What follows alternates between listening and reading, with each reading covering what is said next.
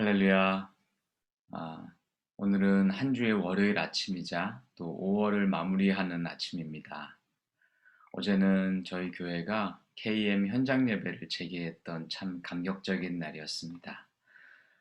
모쪼록 이번 교회 개방을 통해서 모든 AKPC 성도님들의 심령까지도 활짝 열려서 충만한 성령님의 은혜를 함께 누리시기를 간절히 소망해 봅니다.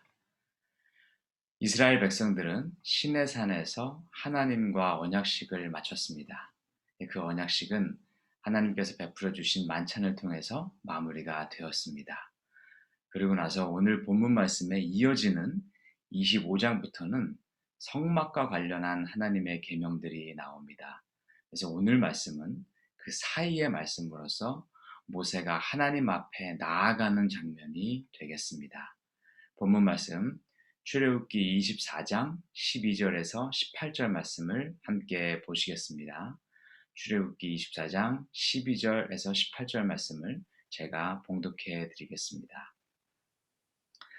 여호와께서 모세에게 이르시되 너는 산에 올라 내게로 와서 거기 있으라.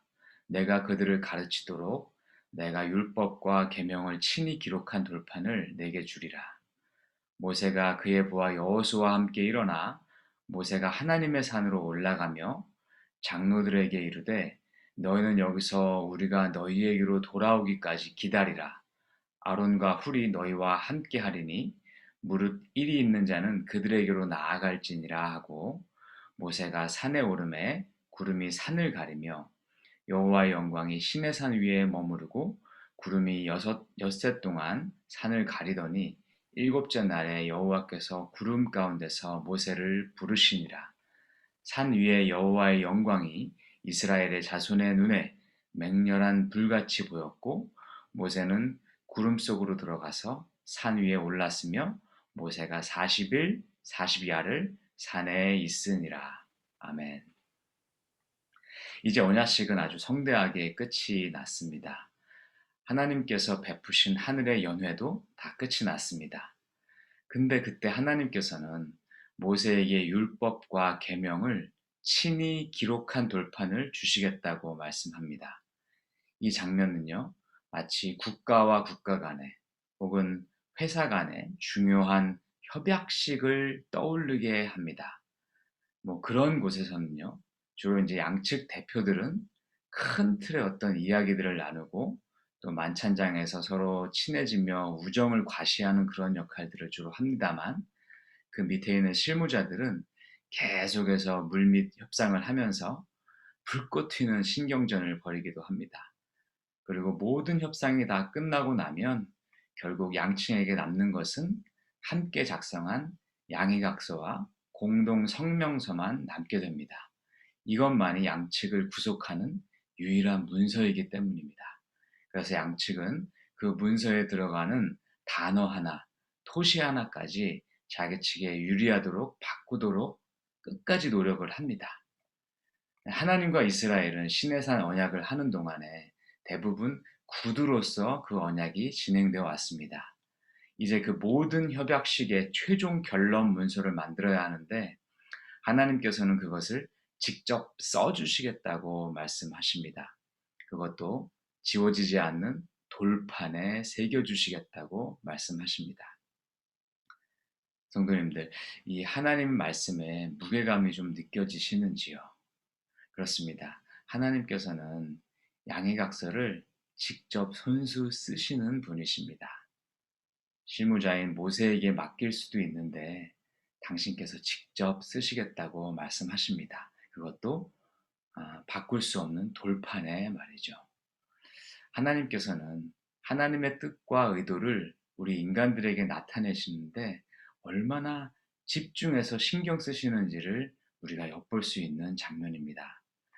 저는 이 대목을 보면서 성경에 대해서 더욱 확신을 갖게 됩니다. 우리가 읽고 있는 성경은 성령의 영감을 통해서 사람들이 기록한 책입니다. 그동안 역사적으로 볼 때 교회는 성령의 영감에 훨씬 더 큰 비중을 두어 왔죠. 그런데 이제 소위 성서 문학 비평이라는 이 성경 해석의 기조가 생겨나면서부터 사람들이 사람의 기록이라는 부분에 더 비중을 두기 시작했습니다. 즉 결국은 성경도 사람이 기록한 것이기 때문에 오류나 실수가 있을 수 있다는 측면을 강조하기 시작한 것이죠. 이런 기준은요, 얼핏 보면 굉장히 이성적인 것 같지만 사실 우리 기독교 신앙의 가장 기초적인 부분을 간과한 것입니다.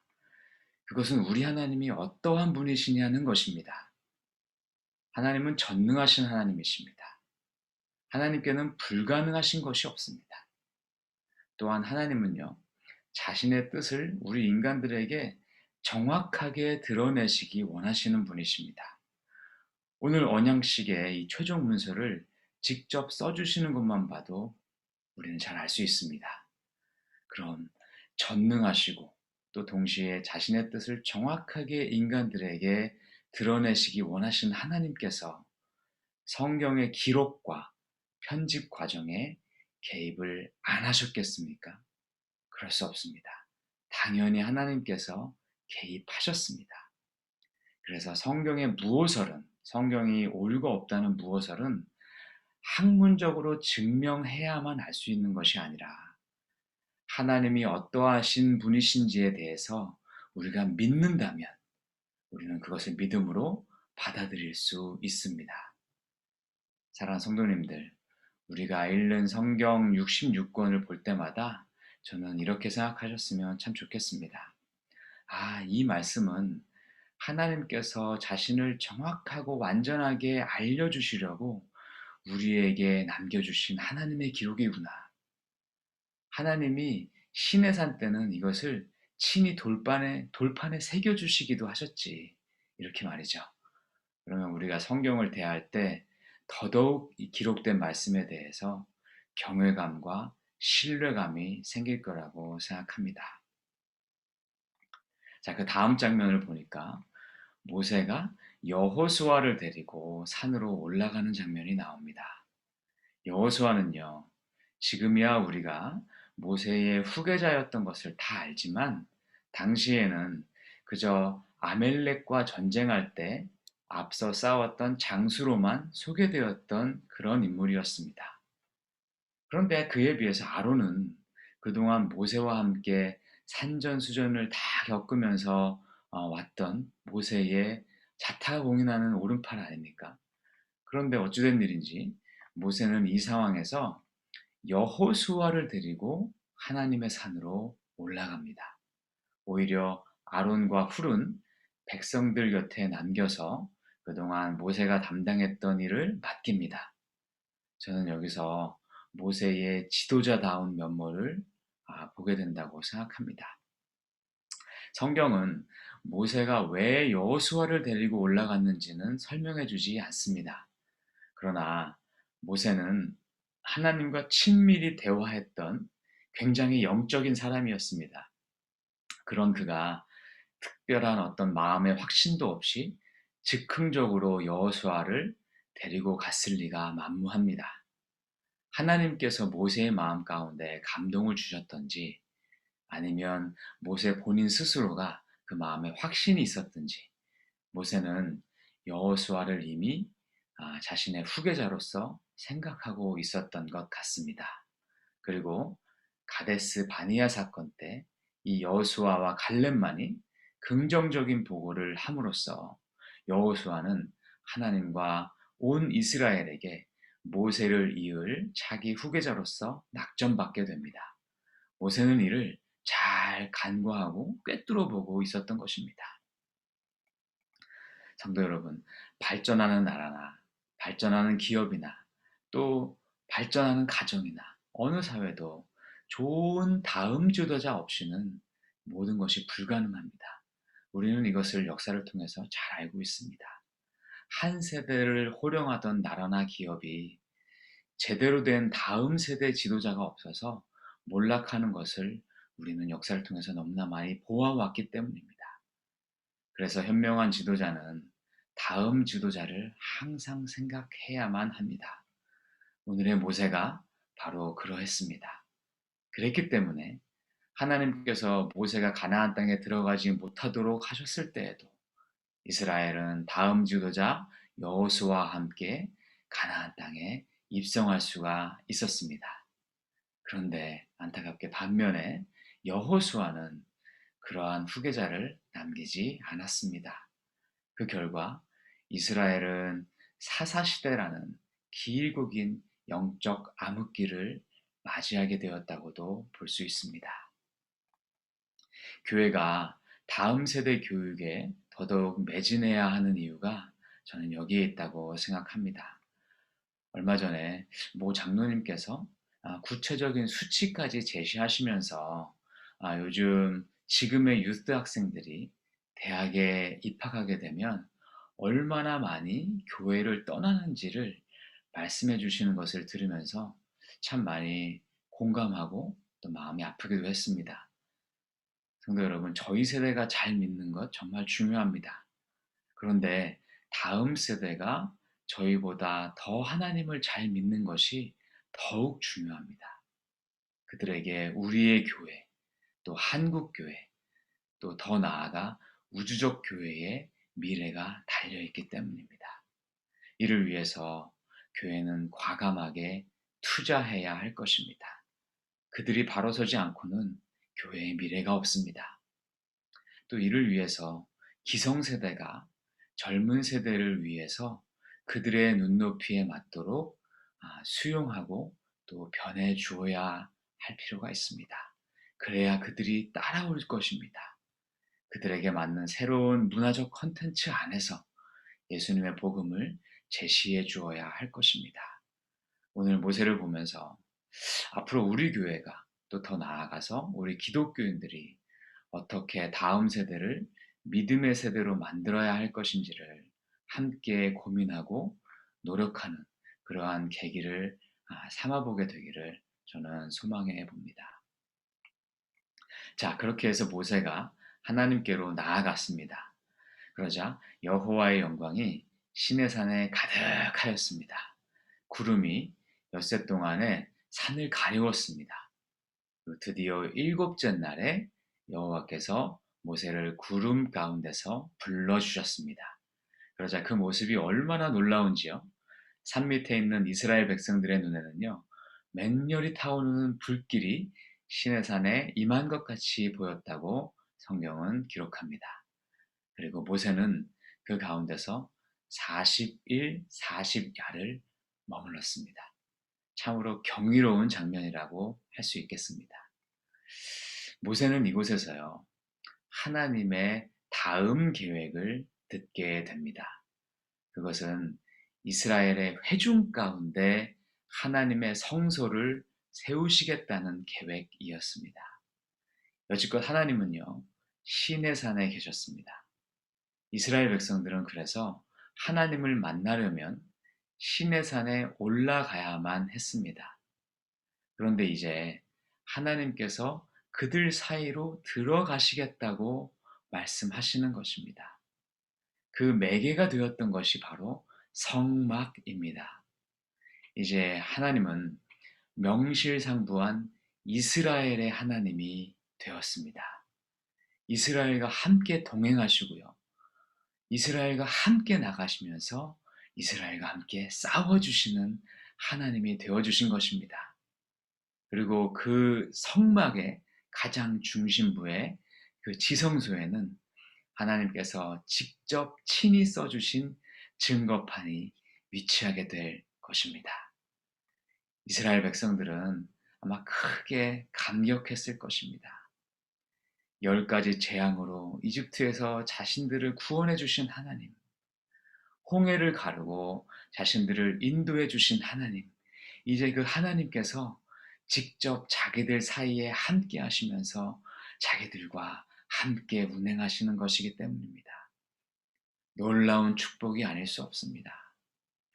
전쟁에 능하시고 능치 못하심이 없는 하나님이 내 편인 것처럼 든든한 것은 세상에 없습니다. 이것이 하나님의 백성이 누리는 자신감과 당당함의 근원입니다. 저는 이 장면을 보면서요, 신약의 교회가 떠올랐습니다. 마태복음 16장 18절, 19절 말씀입니다. 예수님의 말씀입니다. 또 내가 네게 이르노니 너는 베드로라. 내가 이 반석 위에 내 교회를 세우리니 음부의 권세가 이기지 못하리라.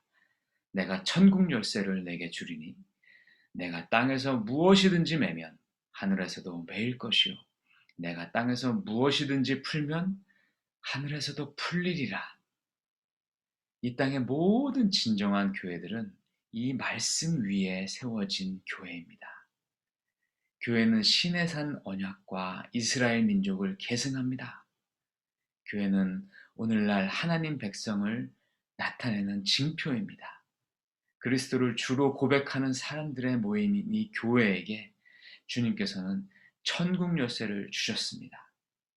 사랑하는 성도 여러분, 하나님께서 우리 교회를 본문 말씀의 이스라엘 백성 바라보듯이 뜨거운 사랑의 마음으로 보고 계십니다. 모든 관심과 초점을 교회에만 집중해서 바라보고 계십니다. 많은 사람들이 있지만 하나님의 눈에는 교회만 크게 들어옵니다. 바로 하나님이 사랑하는 백성들이기 때문입니다. 주께서 인치심을 통해서 값주고 사신 백성들이기 때문입니다. 우리를 통해서 세상을 구원하시기 원하시기 때문입니다. 그리고 우리는 천국 열쇠를 받은 자들입니다. 그래서 우리는 더더욱 책임감도 막중하고 이 열쇠를 하나님의 뜻에 맞도록 더욱더 사용해야 하는 것입니다. 그래서 저희는 이 열쇠를 가지고 지역과 나라와 열방을 위해서 기도해야 하고 또 기도할 수 있습니다. 그러면 하나님께서 그 기도를 들어주시겠다고 약속하셨습니다. 우리는 더더욱 하나님 나라를 위해서 이 열쇠를 사용해야 합니다. 아무리 좋은 열쇠를 주셨어도 우리가 사용하지 않으면 그것은 그저 골동품에 지나지 않을 것입니다. 우리는 이것을 더욱더 적극적으로 사용해야 합니다. 단순히 우리만 잘 되는 것에만 멈추지 말고 우리 시선을 하나님의 시선에 맞춰야 합니다. 그래서 하나님이 기뻐하시는 일, 하나님이 계획하시는 일을 위해서 우리는 기도하며 나아가야 하는 자들입니다. 필요하면 악한 영들도 대적하면서 나아가야 합니다. 주님께서 음부의 권세가 이기지 못하리라고 이미 약속해 주셨습니다. 만약 언약궤만 있으면 승리한 것 같이 기뻐하였던 이스라엘 백성들처럼 우리 교회는 승리를 보장받은 하나님의 강한 용사입니다. 이것이 오늘 신화산 언약을 통해서 배우는 교회의 정체성입니다. 오늘 주신 말씀 함께 생각하면서 함께 기도하며 나아가시겠습니다. 우리를 거룩한 하나님의 언약 백성으로 불러주신 하나님, 감사와 찬양을 돌려드립니다. 오늘 말씀을 통해서 하나님께서 우리를 어떻게 바라보시는지, 얼마나 귀하게 생각하시는지를 다시 한번 깨닫게 되었습니다.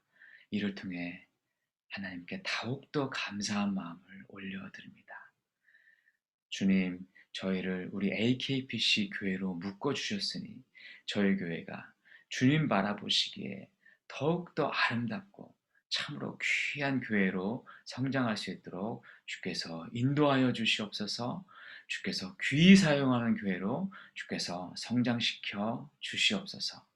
또한 사랑하는 성도님들과 저희가 하나님의 아버지의 마음과 그 크신 계획을 깨달아서 우리에게 허락하신, 교회에게 허락하신 고난들을 아름답게 사용하여서 정말로 하나님의 계획들이 이 땅 가운데 이루어지는데 사용받는 귀하고 아름다운 교회와 성도님들 될 수 있도록 주께서 축복하여 주시옵소서. 우리 주 예수 그리스도 이름 받들어 간절히 기도하였습니다. 아멘. 감사합니다. 기도 제목을 함께 나누겠습니다. 오늘 주신 말씀 생각하시면서 저희 AKPC 교회가요, 현장 예배를 기점으로 해서 영적인 부흥의 역사가 함께 임하는 그러한 귀한 경험을 하게 해 달라고 함께 기도했으면 좋겠습니다.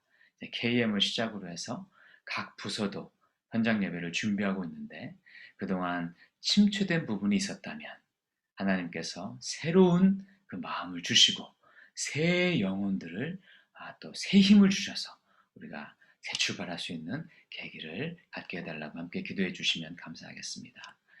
두 번째로요. 5월 선교 기도 제목인 볼리비아 고관문 선교사님을 위해서 함께 기도했으면 좋겠습니다. 지금 선교사님은요. 현지 코로나 상황이 너무 악화돼서 한국에 머물고 계시면서 굉장히 제한적인 사역을 하고 계신답니다. 주께서 은혜를 베풀어 주셔서 볼리비아의 코로나 상황이 어서 빨리 호전되어서 선교사님의 사역이 속히 재개될 수 있도록 기도해 주시면 감사하겠습니다. 끝으로 김하철 목사님을 위한 특별 기도를 해주시면 감사하겠습니다. 그나마 좀 다행인 것은요. 어제 사모님을 통해서 또 목사님을 통해서 연락을 받았는데 우리 목사님께서 조금 음식을 드실 수 있으셨답니다. 그러면서 그것이 기도의 힘이라고 기뻐해 주셨습니다. 사랑하는 성도님들, 우리 한 가족이라는 그런 뜨거운 마음을 가지고 목사님을 위해서 계속해서 힘있게 기도해 주시면 감사하겠습니다. 주께서 놀라운 역사를 우리 가운데 베풀어 주시리라 믿습니다. 함께 기도하시면서 나아가시겠습니다.